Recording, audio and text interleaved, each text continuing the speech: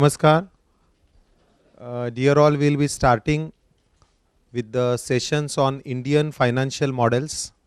I really thank Shri s.gurumurthy ji because he is coming here from all the way from Chennai, and we are really fortunate to have him for the third time.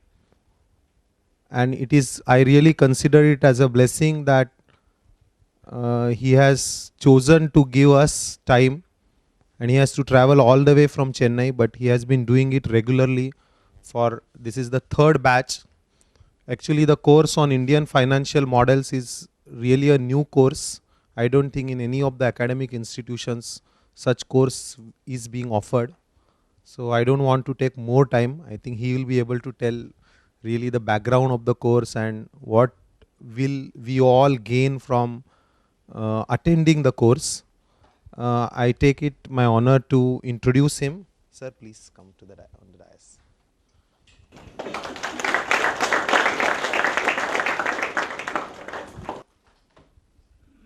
Shri Swaminathan Gurumurthy ji, very famous, is known as s.gurumurthy, and he has been very well known for his investigative writings. Especially he was one of the persons who could really unearth many frauds related to whether it is Reliance Industries or whether it is related to Bofors.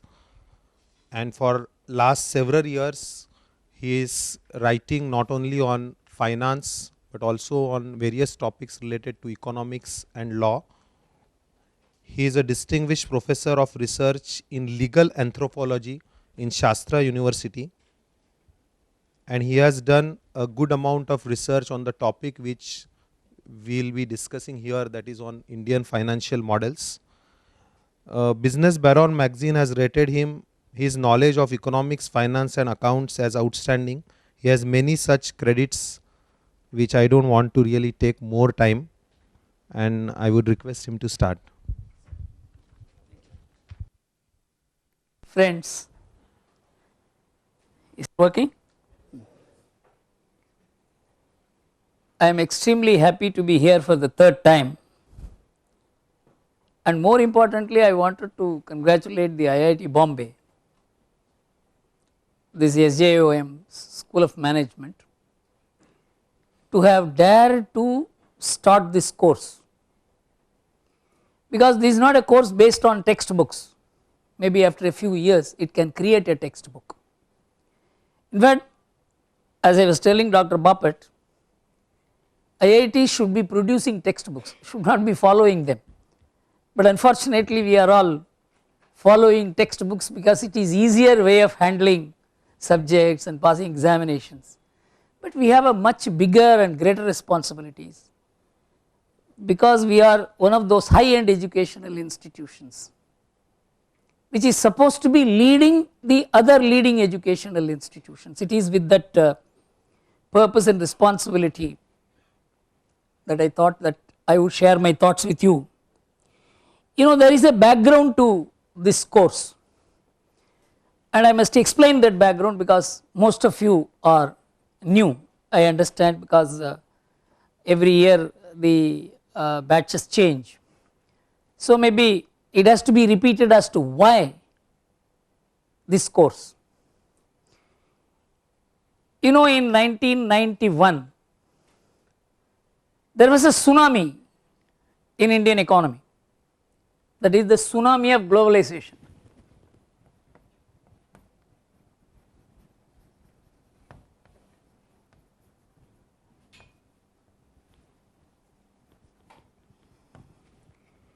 See, many of you may not have been aware of the velocity and the viciousness with which globalization hit India. Of course, we invited those problems also because of the very faulty approach to Indian economy, but the fact remains, the assumptions on which globalization was being promoted at that time, which has now been proved to be completely false, untenable, unsustainable, unworkable in future. At that time the assumptions on which globalization was being driven and directed completely shook all countries which were not quote unquote within the range of market economics. Of course, the term market economics itself has different meanings in different countries. The Anglo-Saxon market economics, which is financial economics, is not something which is accepted in continental Europe, for instance, and the break came in 2010, about which I will tell you later, as to how the western countries began fighting with one another as to how your market model of economics will not suit me. So you can understand there is nothing like one homogeneous or broadly acceptable or unified market theory of economics. As we go forward, we will explore together how this entire concept of market economics is so confusing today. The central theories which drove this market economics themselves have lost their validity. So today market economics has absolutely no theoretical basis, which we will see later, but to tell you, at that time there is something like a Bible of globalization written by Francis Fukuyama.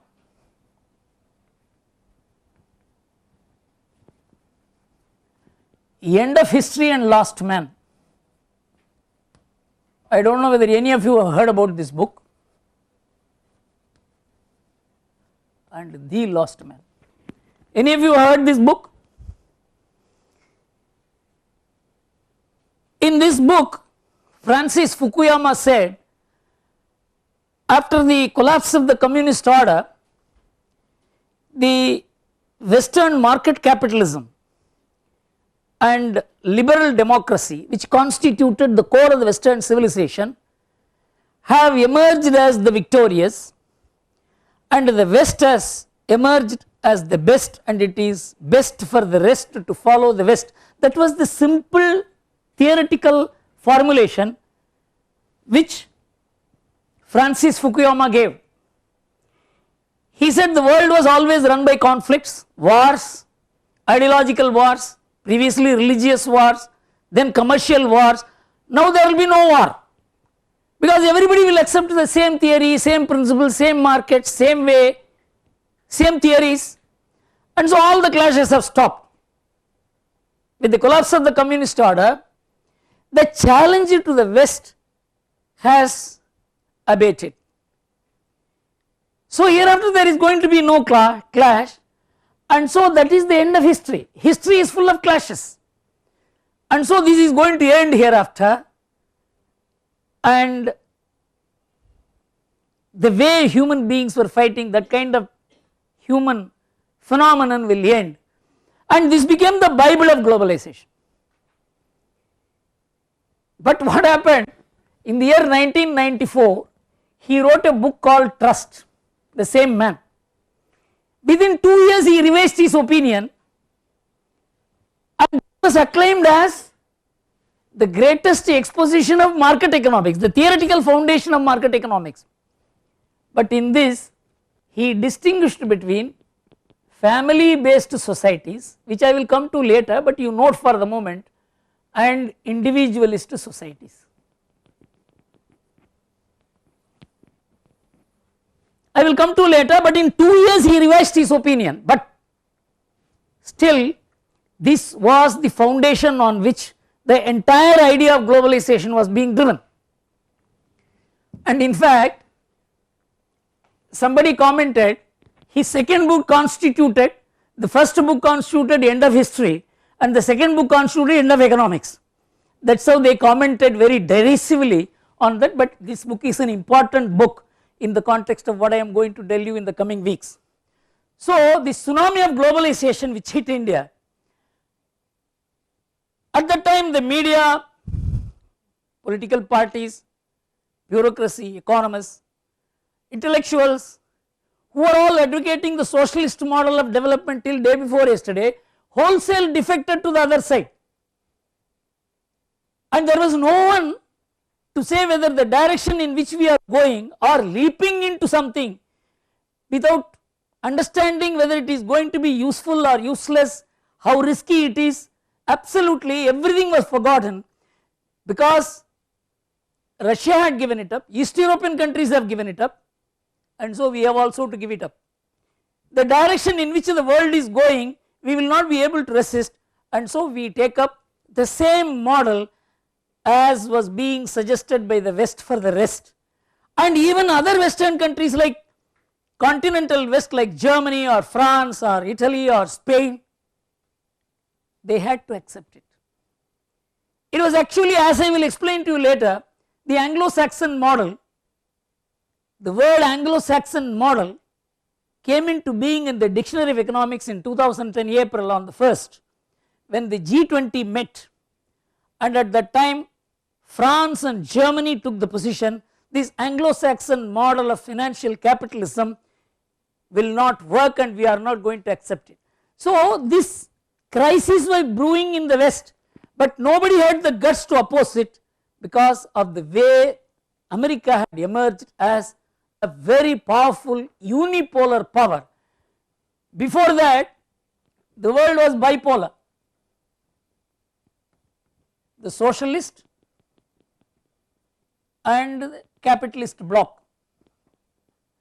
It is not only warring economics, it was actually warring group on the ground, whether it is Vietnam War or Korean War, wherever you go you could find an Afghan war. So it became not only clashing economic ideologies, they became clashing geopolitical ideology also.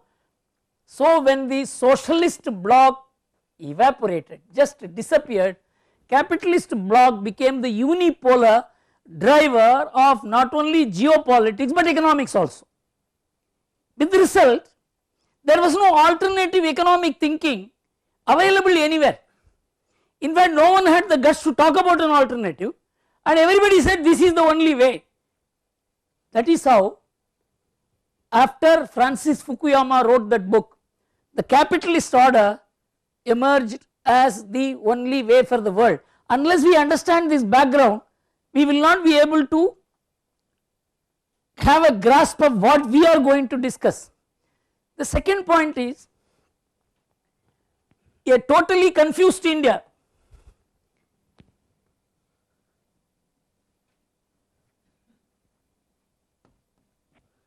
It was at that time people like me got involved in the act. There was total confusion in India. At that time, the Indian political system had also become weakened, because Rajiv Gandhi, who had won with 404 members in parliament in 1984, he crashed to 200 in 1989, and Narasimha Rao became the prime minister with less than a majority needed, and he was dependent on allies. And so a weakened India, a confused India, an economically weak, not only weakened, almost on the verge of bankruptcy, external bankruptcy, with the growth rate almost having touched zero. It was at that time we had also no option but to follow the way of the world. If Russia did it, if East European countries did it, if China had started doing it even before, these were all cliches. What they were doing also we did not analyze, we just accepted as if they are following the rest of the West or led by America. We started saying that we will do it. At that time, people like me and some people who were working with me, we thought that we were taking a leap in the dark without knowing the depth of the risk involved. And we think that economics is just theory. It has much more to do with the people, their way of life and their approach to life, their way of handling money, their savings model, investment model, expenditure model differ from civilization to civilization, culture to culture. And how is it the same economic theory will work? So this is something which requires introspection and rethinking. That is how some of us started traveling across the country to find out the opinion of important people, intellectuals, economists, policy makers, business people, and we found there was a total confusion and no one was venturing out to suggest anything different from whatever was in the public domain, and the public discourse was being driven by where the world was being nose led by the West. And in India, manufacturers were being told by our bureaucrats, you know, you don't, manufacturing is not an Indian function. We are good traders, so let us sell all manufacturing units and begin trading. Now we are being told even trading is, we are no good, and let us hand it over to somebody else. At that time people like Tatas were being told by foreign consultants, it is much better that you sell off your manufacturing units. You know, vehicle manufacturing is a huge global issue, we need global brands, we need global capital, steel is like that, chemicals is like that. The only industry in which you can operate and be successful in your operation is TCS, so you please disinvest in others. This was the confusion. I am a friend and advisor of many corporates. Whenever they shared these thoughts with me, I was shaken. What will happen to this country? This is a country which is 1/6 of humanity, and how can this country give up manufacturing and go for trading, services? How can it provide sanitation service to the whole country, whole world and survive? These were all being suggested. You can take over the sanitation and municipal services of places like New York and all that. Here you have so many chamars and you can send them there. This is the kind of arguments which were being advanced at that time. So some of us started traveling across the country. We had two kinds of travels. One was business related travels.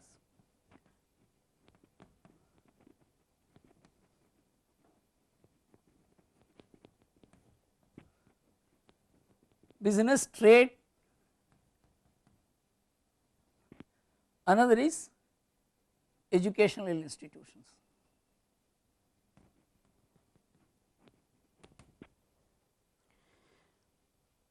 I started with Ludhiana, Batala, Jalandhar, Rajkot, Jamnagar, Morbi, right down to Thoothukudi. I personally went to about 42 industrial clusters. A team of chartered accountants and a professor, Kanaka Sabapathy, whose book has been recommended to you, we all started traveling across the country to find out whether what is the economic strength of India, what is its capacity to face up to the world economic forces. Do we have such competence? When we went there, we found something totally different operating on the ground, contrary to what is being projected. When we went to Ludhiana, we were stunned that Ludhiana is a place of machine tools, where the world cycle manufacturers source their spare parts requirements, and there was no engineering college which produced that talent. We have become the largest cycle manufacturer in the world due to the skill of the blacksmith community in Ludhiana called Ram Gadiyas. I do not know whether any of you are from Punjab, you will know what I am saying. We were shocked that this is not what will appear in Economic Times or Business Line or Business Today. The hidden skill, competence, manufacturing strength of India, it will never come out. And Ludhiana has nothing to do with stock market except maybe through one Hero Honda, otherwise they have nothing to do with stock market. The understanding of macroeconomics is through stock market or through GDP. These measurements do not touch these people. So, and I went to Jalandhar. Jalandhar is a place of carpentry, and they were not making wooden tables and chairs, they were making cricket bats. You know, Australian Cricket Control Board, the English Cricket Control Board, South African Cricket Control Board all purchased their bats, willows only from Jalandhar. And when I went there, it was small shops. Sir, the entire Australian Cricket Control Board purchases cricket bats from me. The man does not know English, and the man who makes the willow is a carpenter. In those days, he was driving a Maruti 800 car which was available to only executives in many companies. It was opening my eyes. Then I went to Rajkot. Rajkot is a center which is a desert, and there is prosperity which has bloomed in that place. And the Rajkot Industries Association president and me, we had a discussion till 2 o'clock in the morning, and I found he doesn't know a word of English and I didn't know a word of Gujarati, and we were conversing through an interpreter. He told me that in the year 1954 or 55, blacksmith Patel, he imported a diesel equipment, by reverse engineering replicated it, and now there are 55 such assembling units. At that time in 1994, about 2500 ancillary units, and they were exporting spare parts and servicing Kirloskar Cummins, and they were exporting diesel engines to Saudi Arabia alone for 85 crores in 1994, everywhere. Then I went to Morbi. We found that the highest per capita income in India is not in Bombay, not in Delhi, not in Chennai, not in Hyderabad, not in Bangalore, it is in Morbi, which was devastated by a dam burst in 1966, and in 2001, later to the time I visited, it was devastated by an earthquake. You know, the total population of that place is 4 lakhs, 2 lakh people were employed, fullest employment nowhere in the world. They manufacture wall clocks. Places after places, when I went there, I found something very different happening in this country, about which there is no understanding. Policy makers do not understand, politicians do not understand, ministers do not understand. By the time a different government came to power in 1998, some people known to me were in power. So I told them about the problems that Tirupur knitwear manufacturers were placing. Tirupur is a place where today they are posting an export turnover of $3 billion. It has no airport. It just has, now only a 4-lane road has been laid, and it has no city facilities worth the name. Now only they have made public private partnership arrangement for water supply and sewerage, no municipal services. At that time they were posting an export turnover $1.2 billion. So I was speaking to the finance minister and told him that this is what he said, बार बार आप कह रहे हैं तिरुपुर में क्या हो रहा है. I told him this is what is happening. Right down to Virudhunagar, Shivakashi, I found a huge amount of uneducated entrepreneurship emerging in this country through backward caste, scheduled tribes, which has nothing to do with IITs, IIMs, and they are driving the manufacturing of India. In Tirupur, cotton growers became cotton ginners, they became spinners, they became weavers, and they became knitters. There is a book written by one Chari of Boston Consulting, that book I will send the reference to you, Fraternal Capital, that is the title of the book.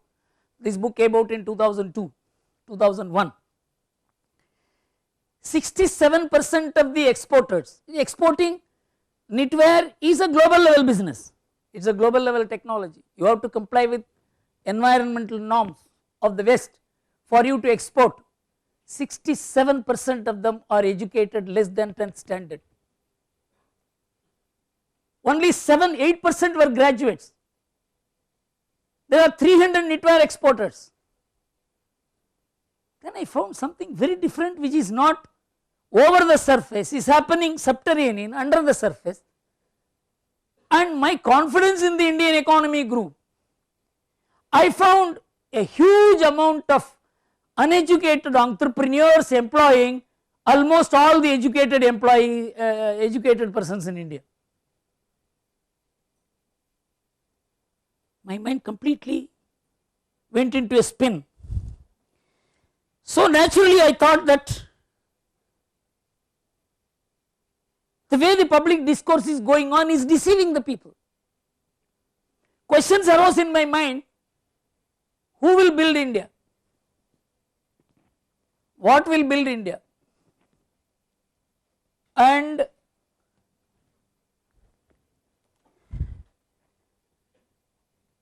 which is the model?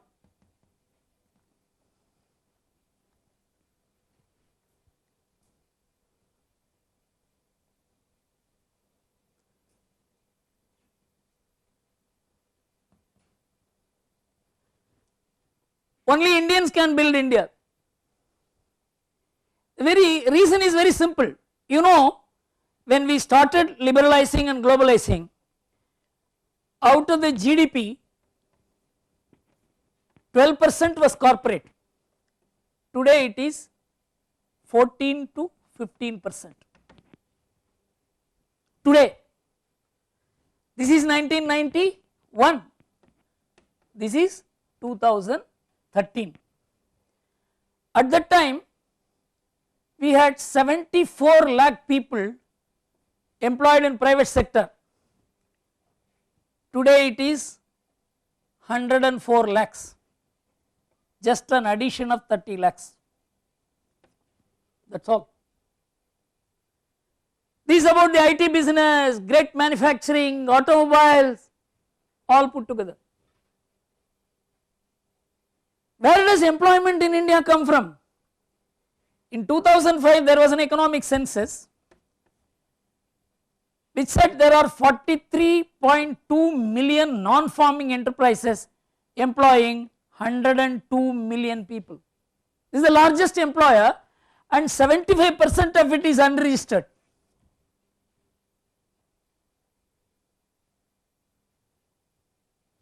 That is the entrepreneur building model.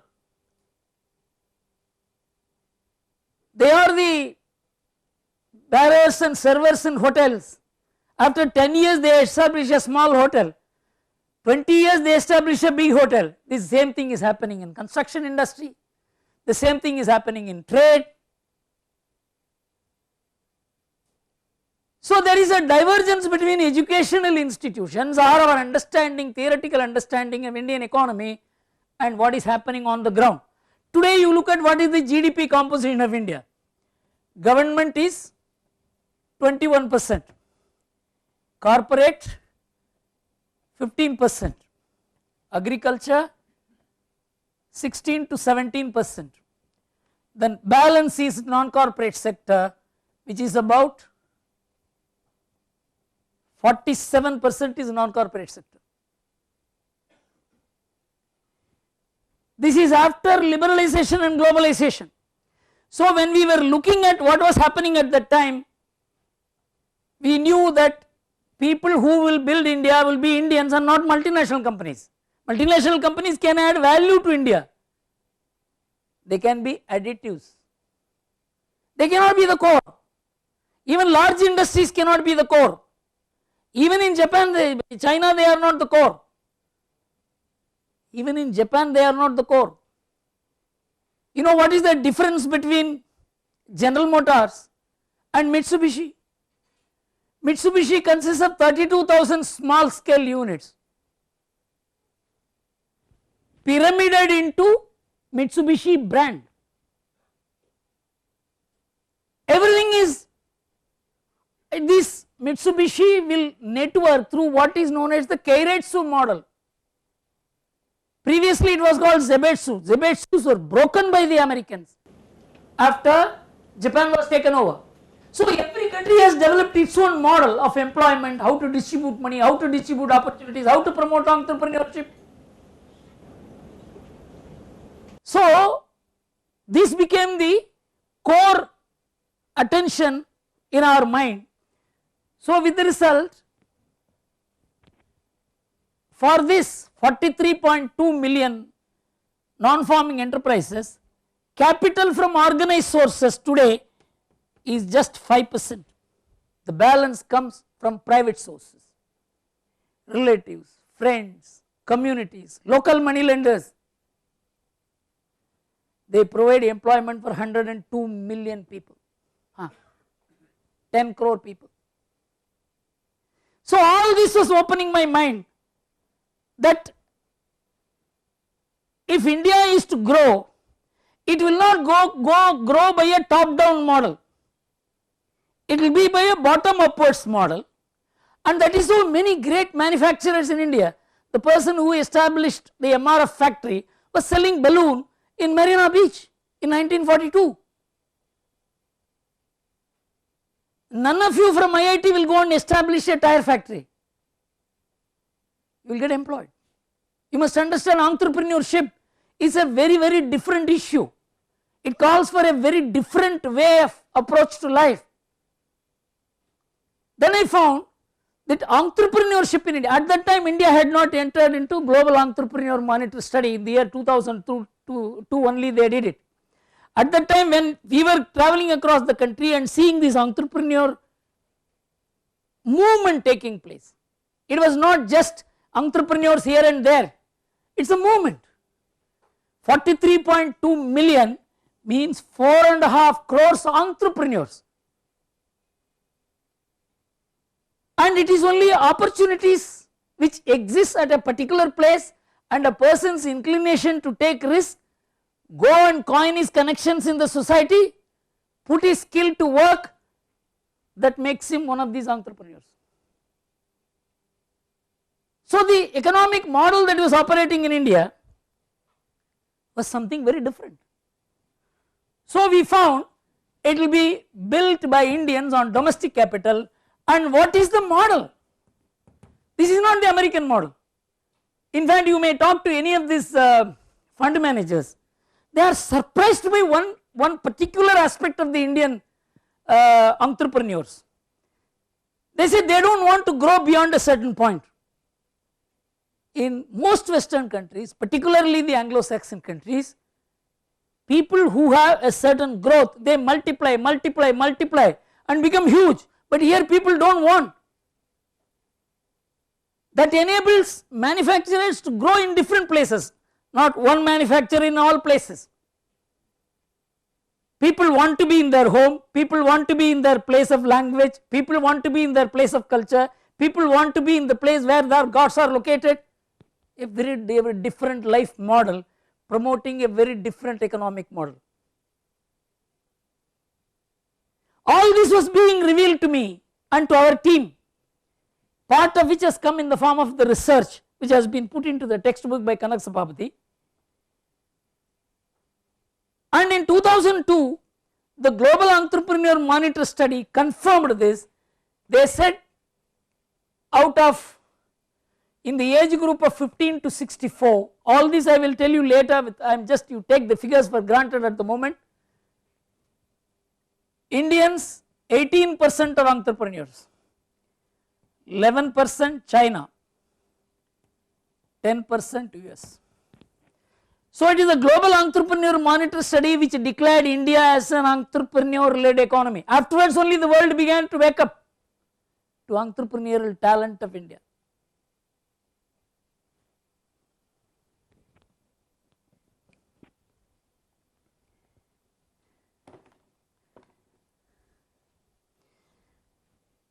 Then political changes came in India. India was always a subdued nation. If some Americans came, our people used to stand up. When we went there, they would not offer us a seat. You know, this was the kind of, you are an also ran country. You are not a powerful country. You know, in 1971, when Kissinger went to China, he waited to meet Mao Zedong for 3 days. He was not sure whether he would give appointment or not. At that time, China's GDP was less than that of India, and their per capita income was 60% of India's. And between 1957 and 60, in that Great Leap Forward movement, 3 crore people, Chinese, died of hunger. The news itself came out only in 1978 because they suppressed the news. Only in a democracy such news will come. That was Amartya Sen got Nobel Prize. Amartya Sen compared India and China and said, in India, if there is one hunger death in Kalahandi, the parliament will stop. Passenger trains will be converted into goods trains for food to be moved there. Because there was no democracy, 3 crore people died and the news came out after 20 years. That was the state of China. But why did Kissinger go there and beg for appointment? Because they had atom bomb.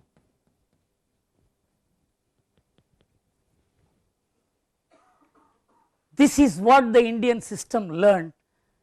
The Pokhran blast of 1998 was a great geopolitical paradigm shift for India. All the economic advantages India derived later, attention from America, when India exploded the atom bomb, Bill Clinton made a statement. So what a great country it is. It is a country of Buddha, it is a country of Gandhi. They have done this. We were always a country of Gandhi, we were always a country of Buddha, but you were not giving us a seat to sit. But the moment we exploded this, see how our respect went up, because in a world of rogues, you have to be a rogue. That is the lesson, geopolitical lesson. A country which does not have this physical power will never be respected. Japan is considered to be an important country. They may have money. Who is bothered about them? They do not have even a platoon of soldiers. Dollars to the Americans to take care of their defenses. That is the condition America imposed. You should not have a regular army. We must know world is driven by power. And the power is not just economic power. As I said, in 1971, China had no economic power, they had atomic power. So when Pokhran was exploded, the world came down on India with sanctions, financial sanctions, technology sanctions. At that time, the government of India took a measure, because we have to study the psychology of how the world looks at what a nation does in a crisis. In a crisis, do you go about begging or do you do something different? The government appealed to the non-resident Indians, please, we are in a state of crisis. The whole world is out to finish us. We want $5 billion. So they issued the India Development Bond. At that time, no one would trust India with $1, because India would pay it back in terms of dollar or not was not known. The non-resident Indians gave $6.2 billion. That shook the world. You know why? In 1998, when the Pokhran atom bomb was exploded, an advertisement specialist, I forget her name, if any of you can, because the previous class I have mentioned her name, she wrote an article. She said whenever I had gone abroad, she always used to stay in houses, because being brought up in a certain traditional household, she never used to stay in hotels. She said whenever I used to stay in these non-resident Indian houses, they always used to abuse India as a rotten country, as a dirty country, as a useless country, as a corrupt country, see the traffic. She said all this changed on 11th May 1998. That became Deepavali day for them. You know why? You were having such inferiority complex that when this atom bomb was exploded, they celebrated it, because they began to be respected only then. Till then nobody respected our NRIs. The sound of the atom won their respect, and won for India $6.2 billion. Afterwards this country never turned back. This is a very, very important point. Any research into national psychology, motivation, making the people partners in the development and take risk on behalf of the country, this event will rank as one of the most important thing, but in India a research like this will never be done. In other countries it will happen. In India, why it will not happen? I am going to read out Tarasina, sorry, Tarasina. Where is, can you get me the mobile phone? So India began rising geopolitically. We began to handle geopolitics from that date. Till then we never handled geopolitics.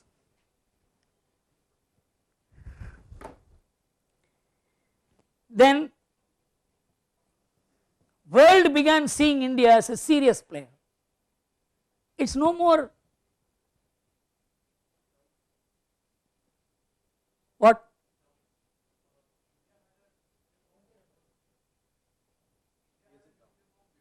No, it was not a nuclear bomb. Actually hydrogen bomb was tested only in 1998, before that it was not a hydrogen bomb. And of course we had developed missiles in the meanwhile. You were not a nuclear power then. This is all, you can ask any expert, there is no issue. 1974 bomb explosion, no, that was not considered to be a bomb, it was no hydrogen bomb, okay. So this meant the geopolitical rise of India, and in the year 2004-05 India began rising and posted 8.5% GDP growth. India arrived.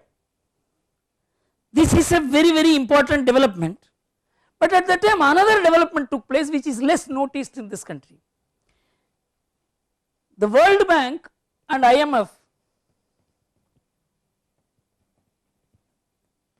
who are always recommending what was known as the Washington Consensus and full scale financial liberalization, they found crisis after crisis was hitting the developing nations and not allowing them to develop.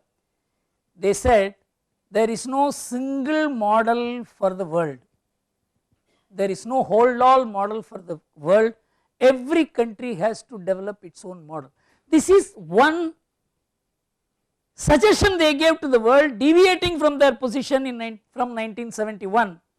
This happened in 2005, which they reiterated in 2010 later, that I will come to. I am only giving you an overview of the background to where we are, why these classes are being taken, for which I am giving you this overview.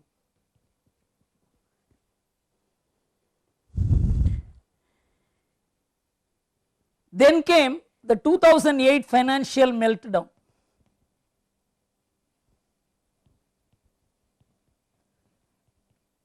As we will see later, this completely shook the West.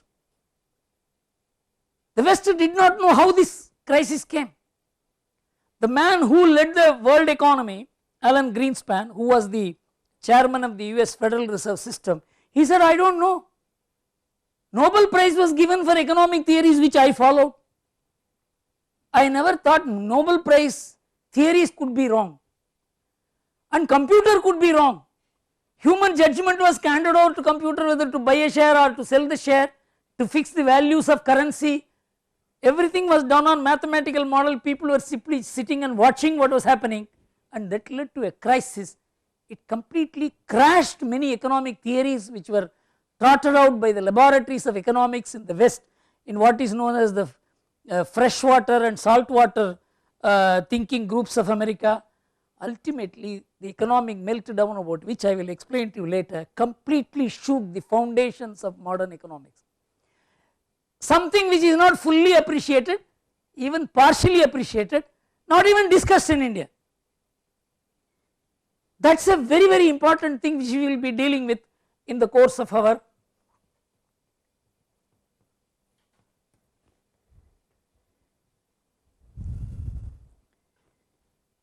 next thing is the avenues program. These are all macros happening in the country. Now I am coming to IIT avenues program 2010, where I was invited to address the IIT inaugural address by Dr. Boppert. I don't know why he chose me, but I was chosen. and ahead of me was Mr. Adi Godrej.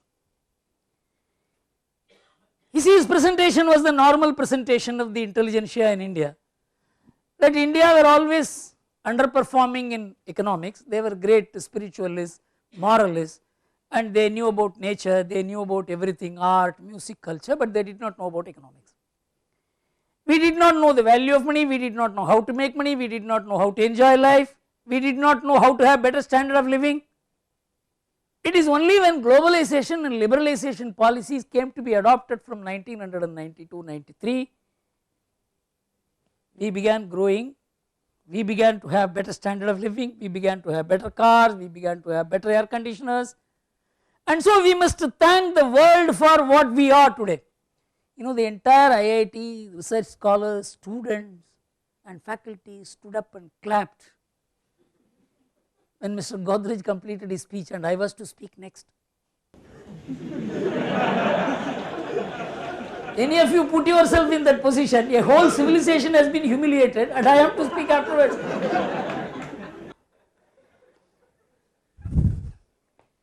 Then I explained how it is completely wrong, without of course meaning any offense to Mr. Godrej, that all that Mr. Godrej spoke was valid only till 1978. This is very important date for India. It was proved to be wrong in 1983, confirmed to be wrong in 2001. 1978. You know, Dr. Raj Krishna was an economic advisor to Government of India, a socialist economic thinker. He had been advising Government of India, and so somebody asked him a question. Gentlemen, you have been advising the economists, economic policies of the government. You see, Russia is there, East European countries are there, Yugoslavia is there. They are also following the same policies which you have prescribed for India, but they are growing fast. Why are we not growing? Then I do not know, maybe the man wanted to escape why we are not growing, and he said, no, we cannot achieve socialist rate of growth, we can achieve only Hindu rate of growth. It was an aside, no thought. Why he said it, there is no historic research behind it. This was taken by Robert McNamara, who was the president of the World Bank at that time. He addressed at least 5 world conferences. Here is an admission by an Indian policy maker and an economist that India can never grow on its own, it will always need aid, so I am begging aid for India from you. That is how it became the brand of India. Even 2 years back, I think in a lecture in IIT Bombay, Mr. Montek Singh Ahluwalia mentioned this. It is proved to be completely wrong in 1983 by Paul Bairoch, a Belgian economist who studied the world economy from 1750 to 1900. He said in this period, in 1750, China and India, China was 34% of world GDP, India was 24.5%, US, UK put together 2%. In 1750. In 1900, this rises to 41%, both of them put together fall to 8%.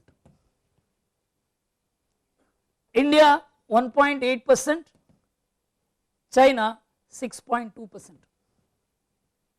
They shook the West. How could it be that in 1750 that we did not have that kind of standard of living which Asia had? This issue of 1978, that India could not grow, that India was the second leading economic power of the world after China was established, by Paul Bayrock, one of the greatest economic historians of that time. Then I am only going to give you a glimpse, we will go into it later. And then the OECD countries constituted a research under Angus Maddison.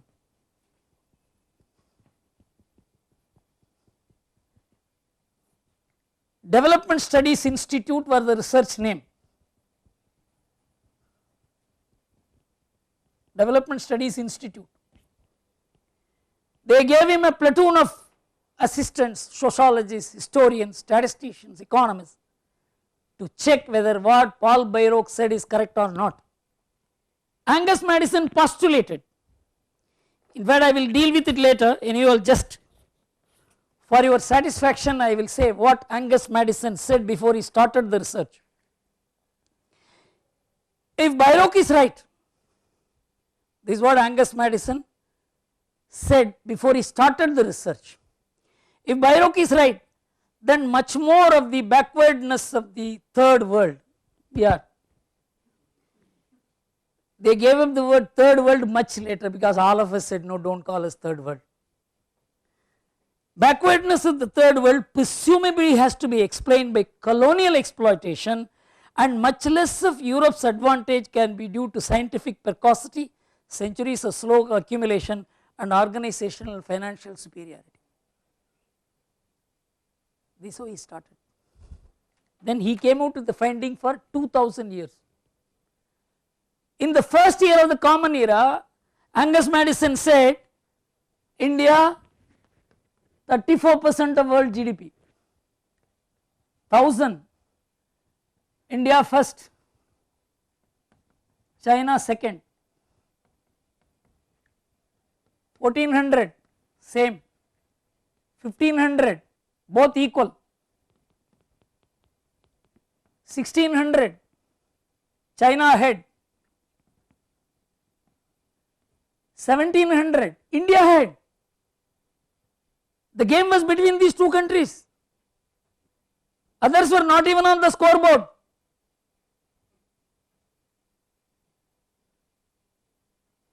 When I mentioned this, the IIT did not know about it. This research was completed in the year 2001, and it is a OECD's finance funded research. It is there in the website of OECD. I am not getting into other things like the Egyptian Roman parliamentary record or Marco Polo's travelogue or the 1934 Bank of International Settlements. I will come to it later. All these are supporting materials. India was a highly performing nation. No one knew about it. After I completed this, of course I shared with them my experiences of traveling across the country and how these economic potentialities, propensities, competence is still working at the grassroots level. Then many students and Dr. Bapat, everybody came to me and said, Mr. Gurumurthy, don't stop with this lecture, please take a course for us. That is so we are conducting the course for the third time. So there is a basic drive, and the drive is to understand India. In my whole experience of dealing with the academic institutions, policy makers, media, I have been part of the media, I found there is not even a willingness to understand India. And maybe others are interested in understanding India.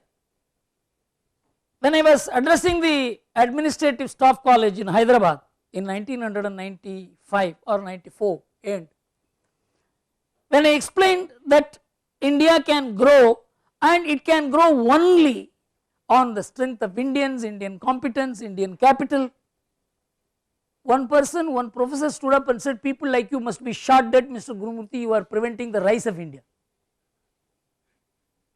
That was the kind of opposition we were facing for expressing an alternative view. It is not that we are making policies or forming governments.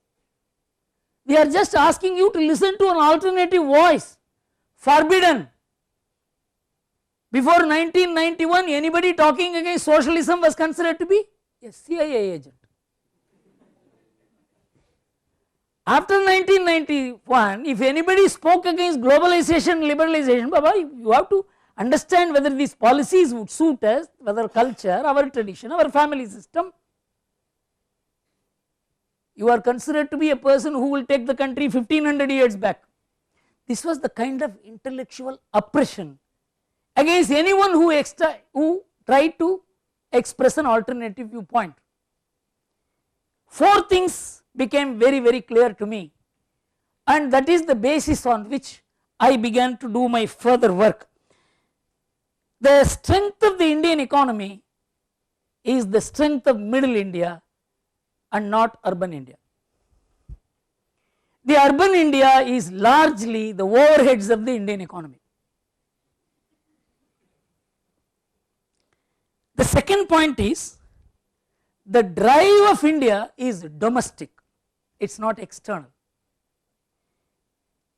I actually wrote the whole thing as a manuscript, which I was prevented from publishing by my own colleagues, who said some of the ideas which you have expressed, like for instance I had said caste is not the curse, caste is actually the social capital of India. They said do not express this view because mandalization is going on now. But it has been proved today that caste is actually the vehicle for entrepreneurship. Caste and economics produces entrepreneurship, caste and politics produces chaos. So you can't cultivate relationship between the people, it naturally inheres, and that is why you find Patels developing, Ramgadiyas developing. In Ramanagara you go, how people develop as a community. The entire western Tamil Nadu, the Kungu Gounder community, 5 districts account for 60% of Tamil Nadu GDP. The Nadar community accounts for 75% of the retail trade and 90% of the wholesale trade. Purely communities based relationship. The same is happening in Germany, it is happening in Japan, it is happening in Korea.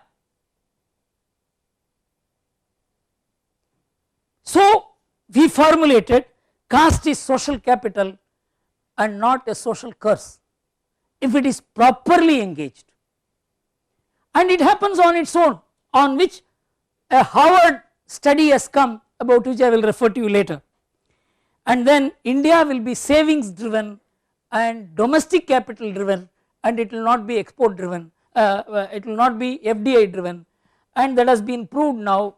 Between 1991 and 2011, the amount of savings investment gap is 1.2%, 99.8%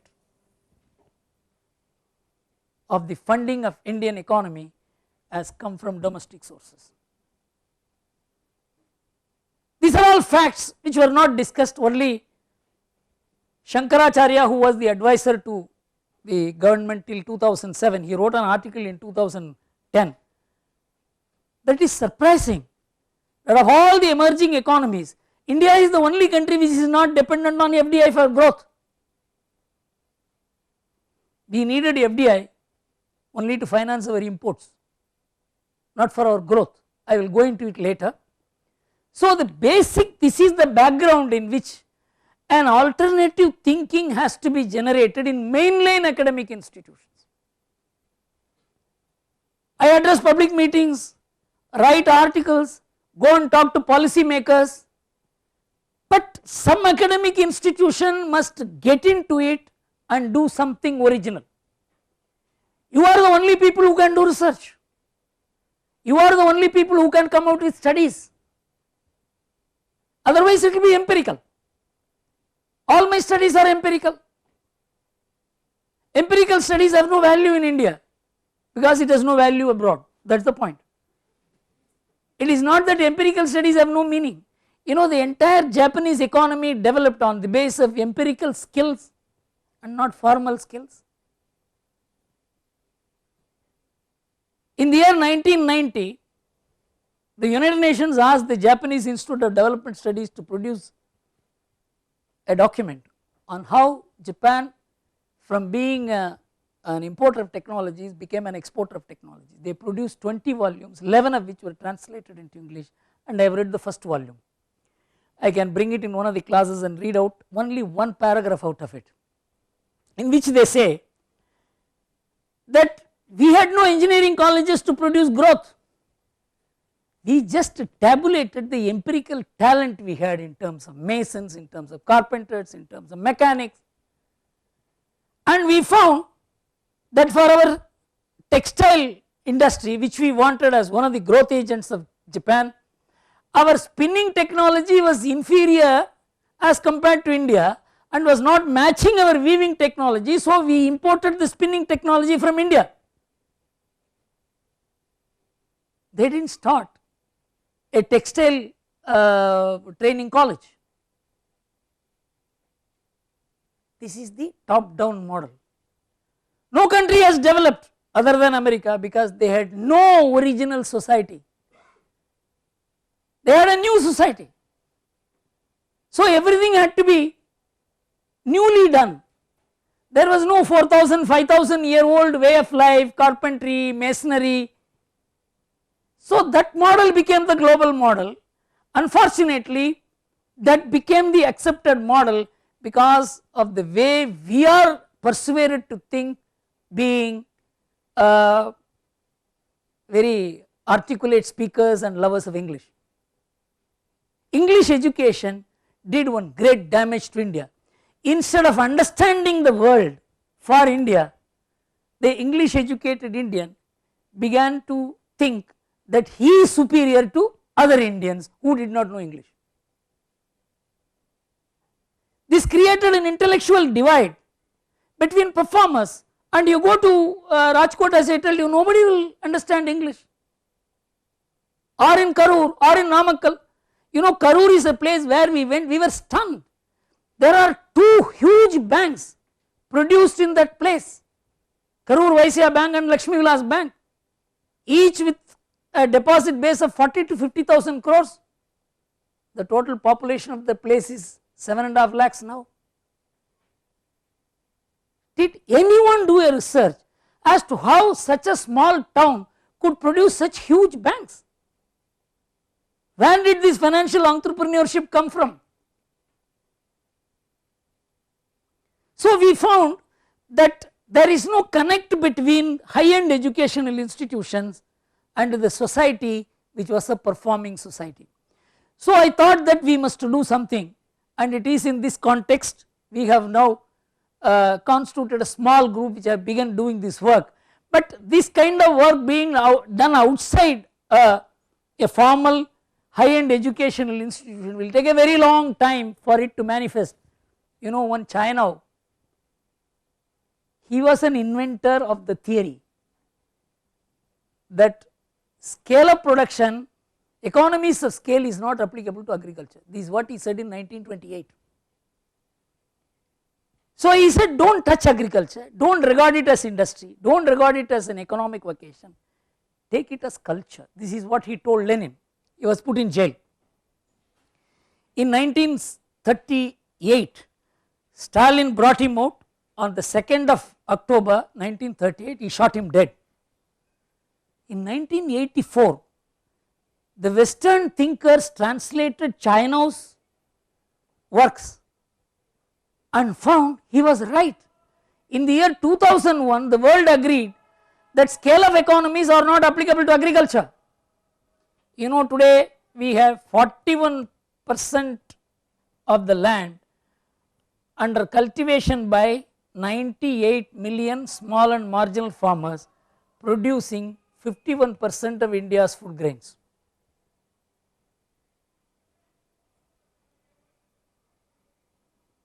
If a mainline educational institution in Russia had taken up China's work, this would not have happened.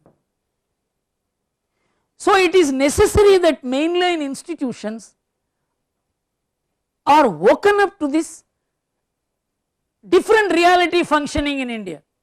That is why I said that if you ask me to run a course I will run a course like this, the Indian financial and management model, and business, financial and management model will constitute the economic model also, and I will be in the course of my lectures in the coming few weeks covering the entire gamut of a paradigm difference in the economic model itself which is functioning in India.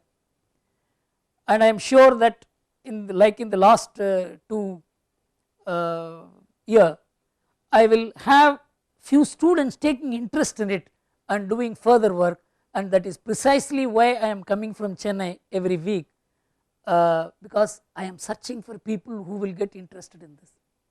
It is not that I have anything other than this to gain. This is precisely what I want to gain, and I would implore you to look at it not just as a class. I do not know what it constitutes in terms of academic return to you, but I am expecting a huge national return from you, and in the coming few weeks we will explore this matter further. Thank you very much.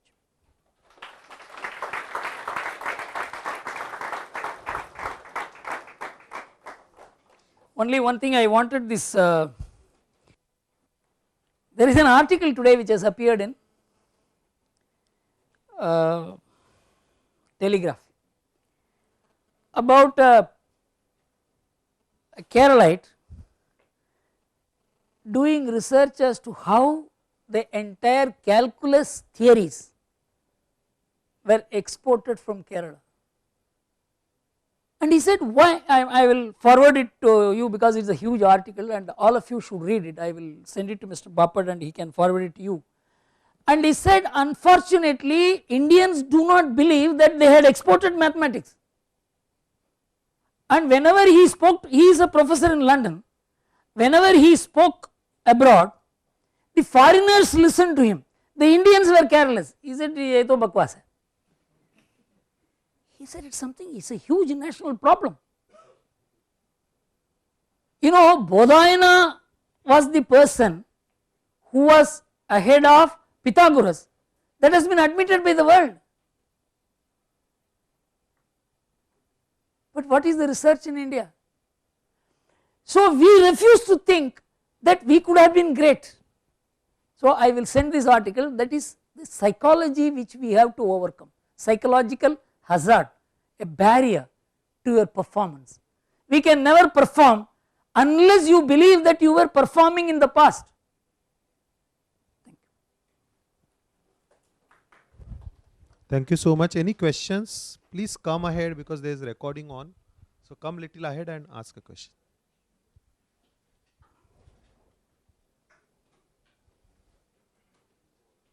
Anyone else wants to ask, please come ahead. So, just wanted to find out the last thing which we discussed, basically economic of scale cannot be applied on agriculture. But whereas in India, we see because of the, I would say, microstructure where people have smaller farms, 1 acre to 5 acre kind of things, compared to where in West we see people have larger farms which are as big as 100 acres. The farming is much more easier because technology can be used, and so how come economic of scale is it only the social structure which we're talking here, or is it farming by itself which cannot be taken up? See, there are two reasons why economics of scale is not applicable to agriculture. One, seed is common. Not somebody does not get a better seed because he cultivated a larger farm.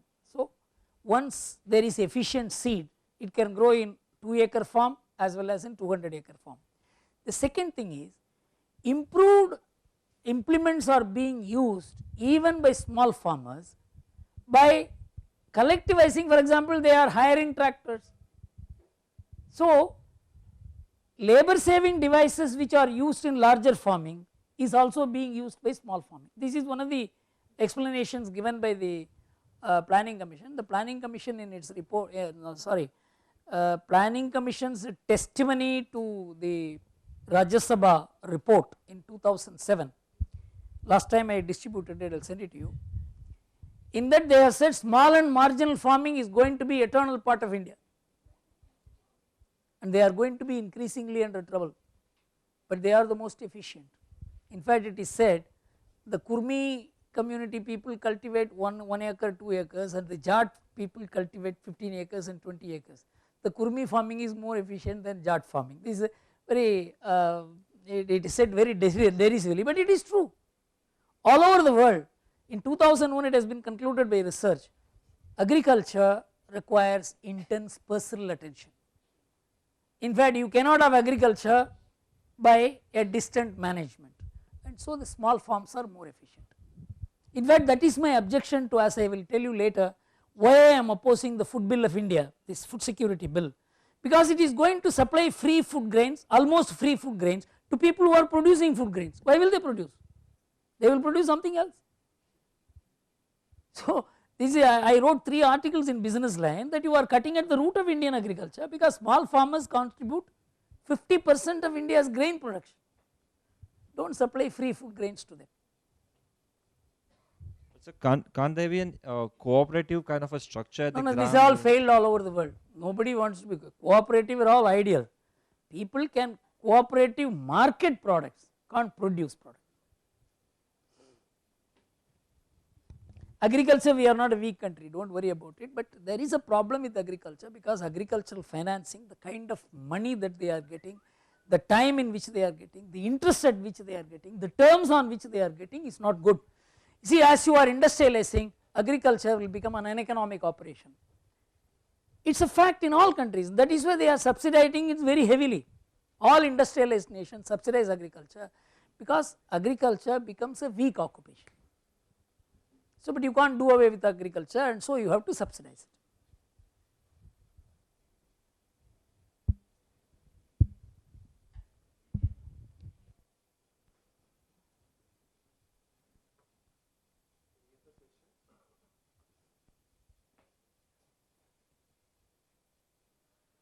Okay, thank you very much.